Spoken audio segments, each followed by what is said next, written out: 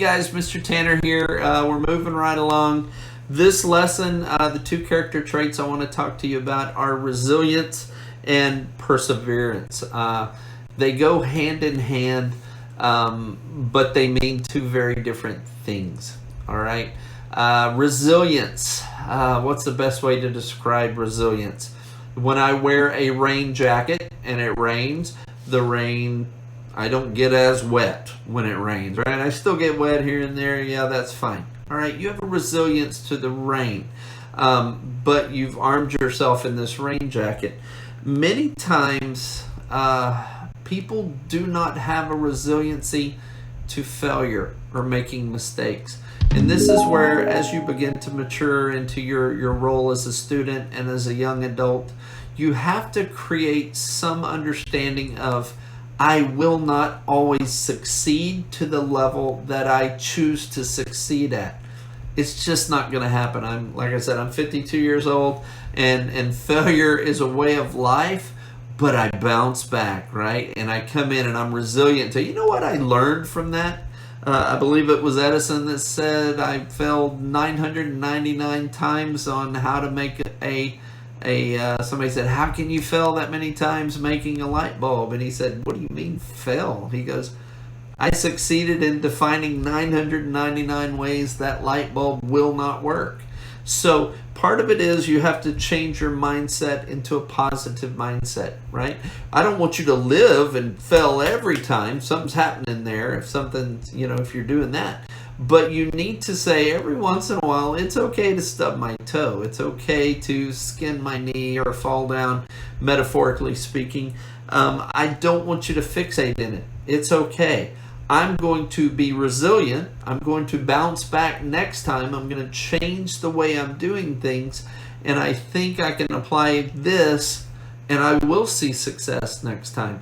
And when that happens and you've conquered it, right? You have whipped it. I think you'll greatly appreciate this character trait of resilience. Now, one of the things that helps resilience work so well is really perseverance. Okay, the old stick-to-itiveness, right? Did you stick to it? Did you keep trying, or did you quit? You know what? The easy way out, you should just quit. And with everything you're doing, there is a time to stop. There is a time, and with maturity, you're going to learn when you're quitting. Okay, this is something, it's not going to pay off for me. I really need to quit. But most of the things you're trying to accomplish, you have to commit to being successful and really getting to it. Failure results in learning how to deal with it. Understand that you own it most of the time. Quit pointing fingers and says, well, so-and-so didn't do their part on the assignment, or this teacher didn't teach that, or this and that. You know what? They didn't teach it well, but what did I do to help myself go find a solution that worked, right?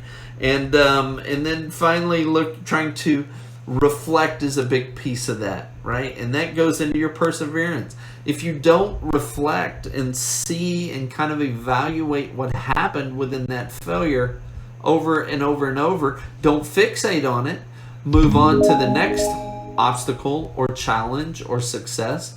But it takes time to really reflect and see what happened. It's a science. Life is a science experiment. You have learned the scientific method for a reason. You create a hypothesis, you create a test, you then test, and then you find out if it worked or not. And then you think about it, you analyze it, and then you either retest with something new, or you retest to try to prove it again, right? That's life. It's a matter of the scientific method of trying over and over till you find that one way that works for you and that works and gives you success. So keep that in mind.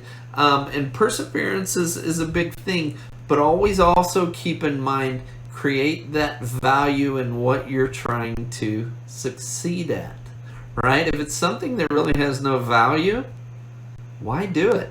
Move on. My dad used to say, you cut bait and go, right? We're not going to catch any fish here. You drop the bait in the water and you go to the next spot and you take on the thing that does have value to you. And I think once you do that, you'll see the success you want to. So keep that in mind. Grow as a student, mature as a student, and that's it for lesson 5. Hang tight. I've got a free lesson, a free metaphor I'm going to share with you, and hopefully it'll help guide you down there. But it's been a good course. I hope you've enjoyed it.